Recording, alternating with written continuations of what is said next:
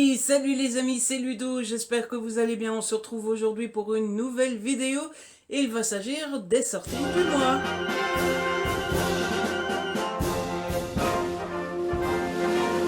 En effet, le mois de janvier laisse petit à petit place au mois de février et donc comme à chaque début de mois, on fait ses petits curieux, on va sur internet, on regarde les sorties qu'il va y avoir pendant le nouveau mois et surtout on prend précieusement note de ce qui nous intéresse. En tout cas, c'est ce que je fais à chaque début de mois. Et comme, eh bien, ça ne sert à rien de faire des recherches rien que pour nous dans notre petit coin, rien que à nous, eh bien, autant partager ces découvertes avec vous. Et donc, je vous propose les sorties livres qui m'intéressent au mois de février. Comme d'habitude, la liste n'est pas exhaustive, ce n'est jamais que ce qui m'intéresse moi personnellement, et donc il se pourrait qu'il n'y ait pas toutes les sorties ou que vous tombiez vous-même sur des sorties qui vous intéressent et que je n'ai pas cité dans cette vidéo. L'intro est très bien comme ça, je pense que je m'en sors bien, et je vous propose qu'on commence tout de suite, histoire que la vidéo ne soit pas trop longue. Et comme d'habitude, je prends mon petit carnet que vous commencez à connaître et qui commence à se faire vieux parce que, eh bien, mine de rien, je note les sorties dedans depuis octobre 2019. Ah bah oui, ça commence à faire long. Et ce mois-ci, les sorties qui m'intéressent commencent dès le 2 février, puisque le 2 février, on a une sortie qui s'appelle Attention Spoiler de Olivia Date. C'est aux éditions Hauteville. C'est l'ami Gaël qui m'a attiré mon attention sur ce livre. L'histoire a l'air assez simple. C'est un acteur qui traîne sur Internet. Et de l'autre côté, on a une femme qui est fan de séries et qui écrit des fanfictions. L'acteur va se mettre à discuter avec cette autrice de fanfiction et personne ne sait que c'est un acteur qui est juste derrière. Et puis quand ils vont se rencontrer, eh bien forcément, paf, ça va faire des chocs à pic. J'ai jamais vu ce genre d'histoire. Peut-être que ça existe, hein. J'aime lire de la romance, mais je ne suis pas spécialiste de romance. Mais en tout cas, l'histoire a l'air assez chouette, assez géniale et donne clairement envie. En tout cas, ça me donne envie. Et du coup, j'ai très envie de découvrir ça. La couverture n'est pas géniale, je trouve, mais ça n'enlève rien à mon envie. Qu'on me donne l'envie d'avoir envie, qu'on rallume ma vie.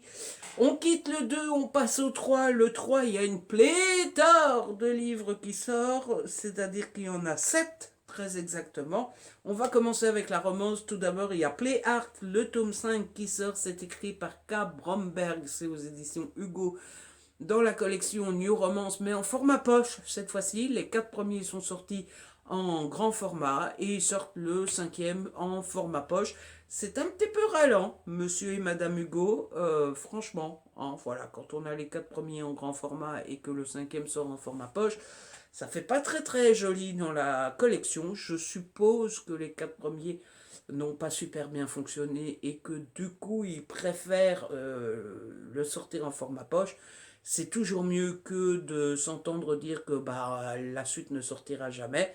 Donc bon, on va se plaindre, mais pas trop se plaindre en même temps, parce que c'est déjà pas mal. Mais bon, moi j'avais beaucoup aimé les 4 premiers tomes, et donc je suis assez curieux de découvrir ce 5e tome. Pour l'histoire, eh bien, on suit des sœurs. Alors, je sais absolument pas de quoi va parler ce 5e tome parce que de mémoire, il y a 4 sœurs et il y a déjà eu 4 tomes. Mais bref, c'est des sœurs qui tiennent une agence de sportifs, hein, d'agents de sportifs.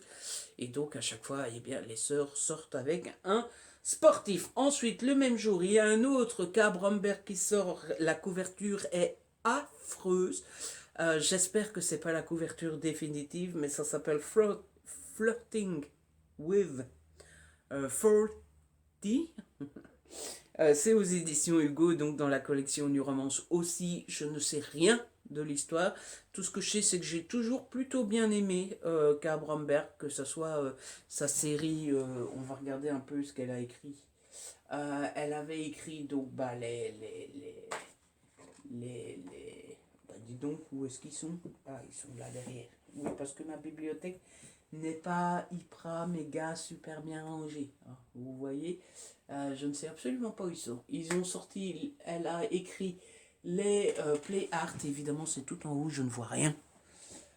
Il y a les Play Art, il y a Everyday Heroes évidemment, et puis il y a The Player et The Catch.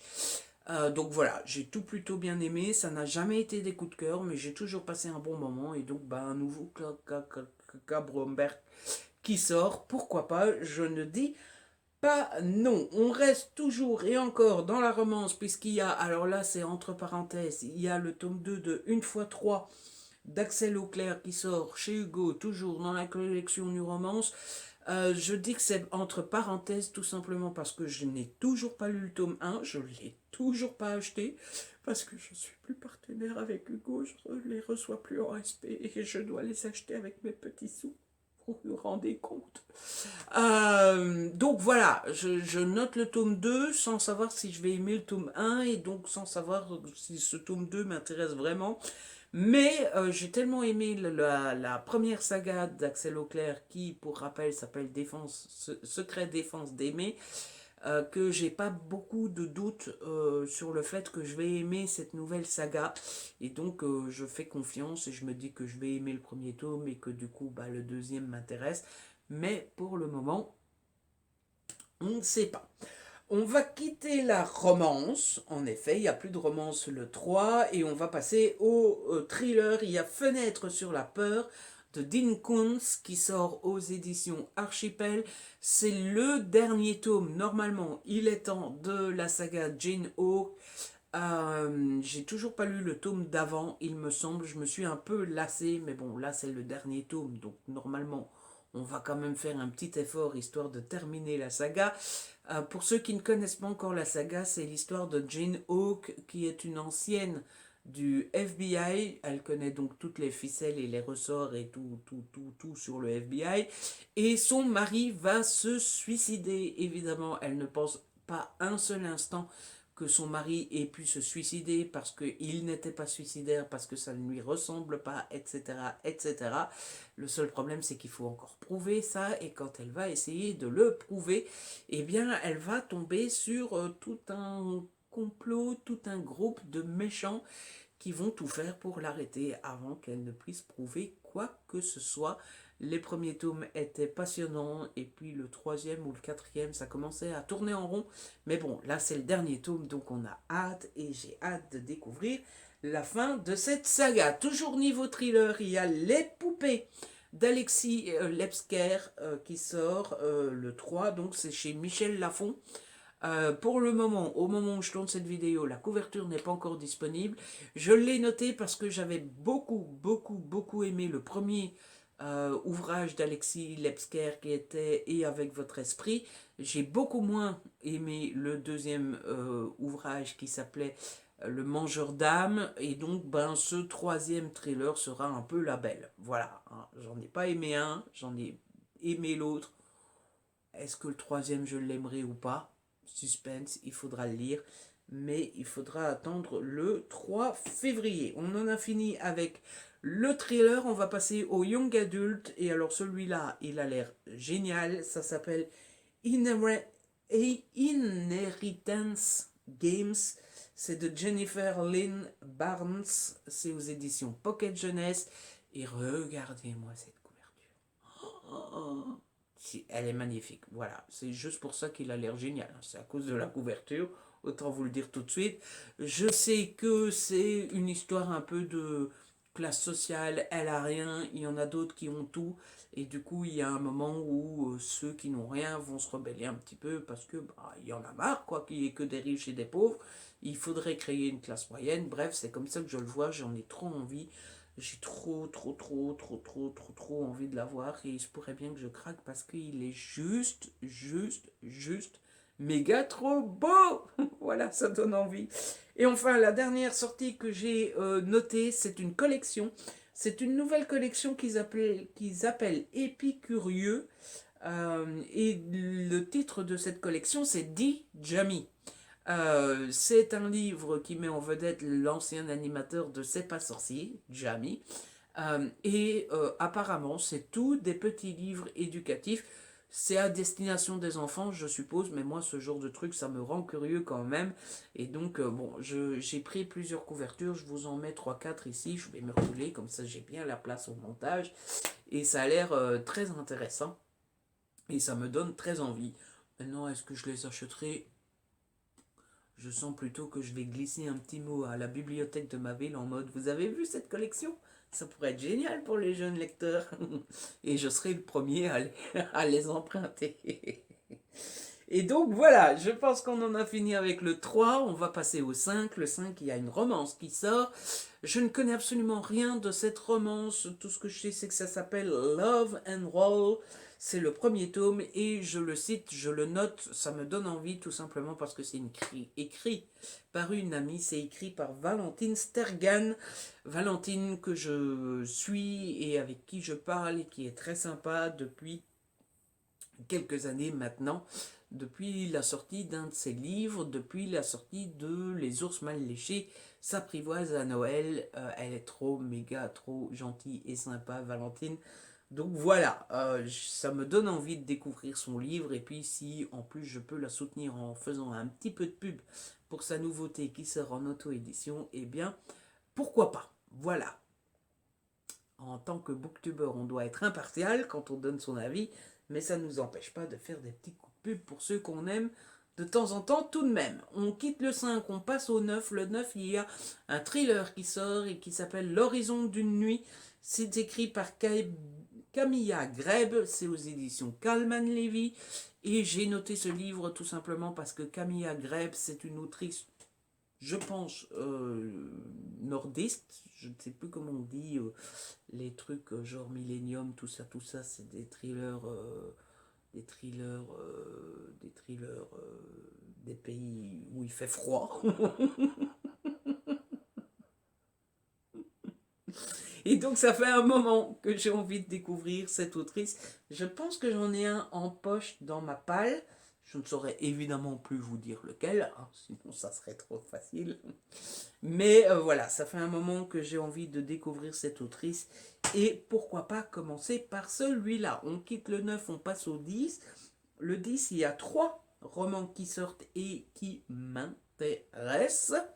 Le premier, c'est une suite de sagas. Alors, de mémoire, c'est le 5e, c'est Meurtre et Cupcake au caramel. C'est de Johan Fluck et c'est aux éditions Cherche Midi. Ce sont des petits romans un peu dans le principe à la Agatha Christie, Miss Marple, etc., etc. C'est-à-dire que c'est une femme qui n'est pas policière à la base, qui mène l'enquête. On y suit Suzanne Swenson, qui est pâtissière, je ne sais pas trop comment on dit. Elle tient une boutique un peu genre Starbucks, vous voyez, où vous pouvez aller acheter un petit café, un petit thé, un cookie, un muffin, etc., etc.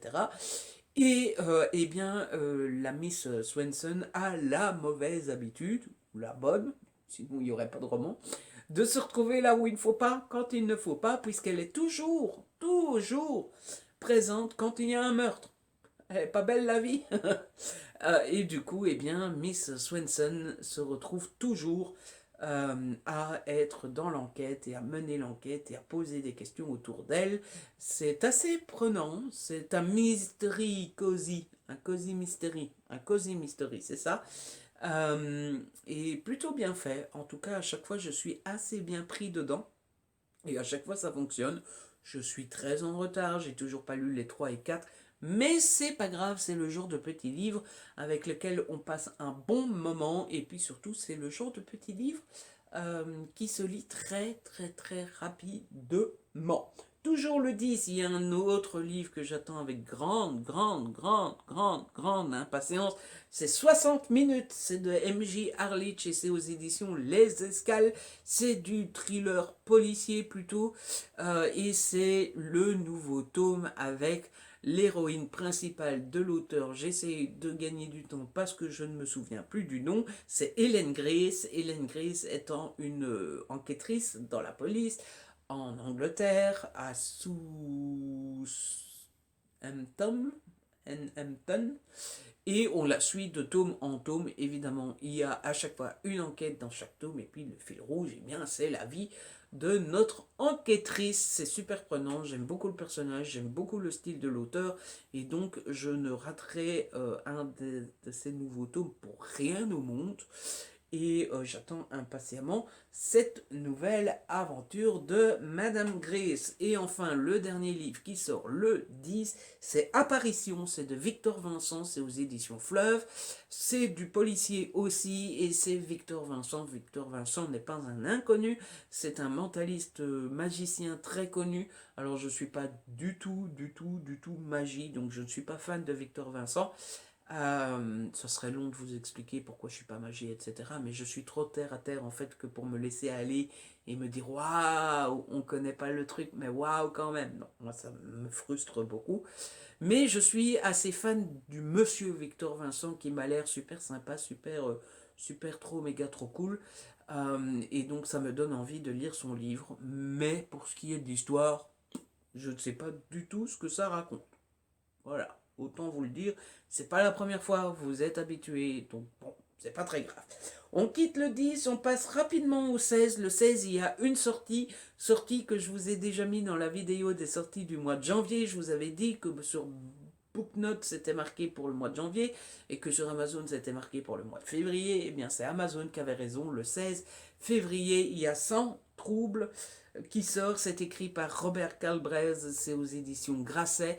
Bon, on sait tous que c'est écrit par J.K. Rowling, on sait tous ce qui se passe autour de J.K. Rowling.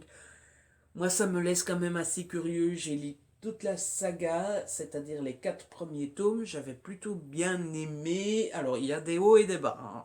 Il y a des moments dans la saga où... Mais dans l'ensemble, j'aime plutôt bien. Et bon, bah, j'ai les 4 premiers tomes en grand format. Donc, bah, je pense bien que je vais avoir envie d'avoir le 5e en grand format aussi.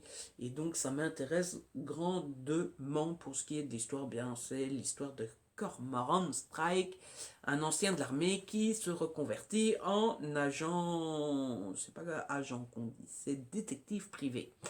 Et dans chaque tome, eh bien, il va mener une enquête, tout simplement. On quitte le 16, on va au lendemain, on va au 17, et c'est le dernier jour de sortie que j'ai noté. Alors tout d'abord, j'ai noté un young adulte qui s'appelle Plus heureux que jamais, c'est de Adam Silvera, c'est dans la collection R,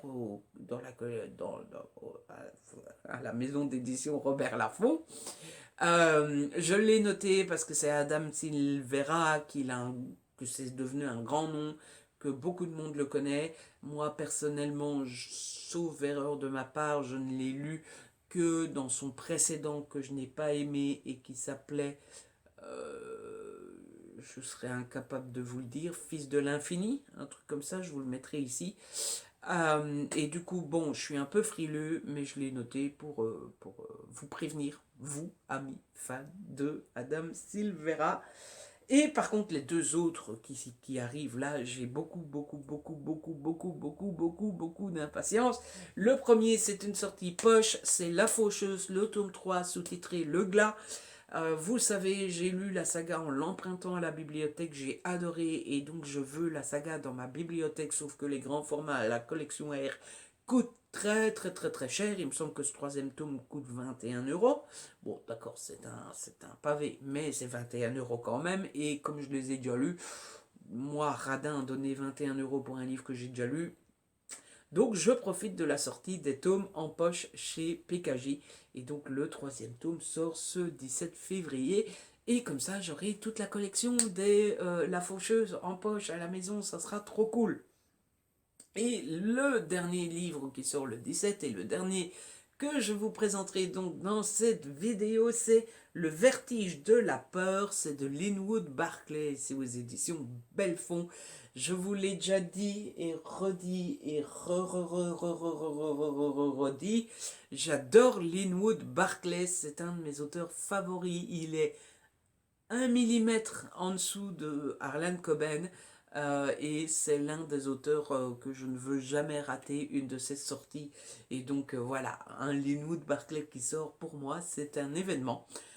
Je sais que ça l'est peut-être pas pour grand monde, mais pour moi ça l'est. Et donc j'ai vraiment très hâte de pouvoir découvrir ce nouveau livre. Et c'est donc comme ça que se termine cette vidéo en beauté avec Linwood Barclay. On ne pouvait pas faire mieux.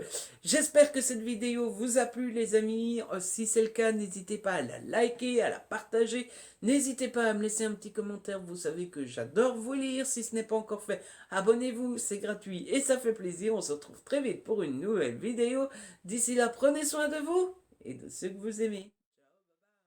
Ciao, bye bye.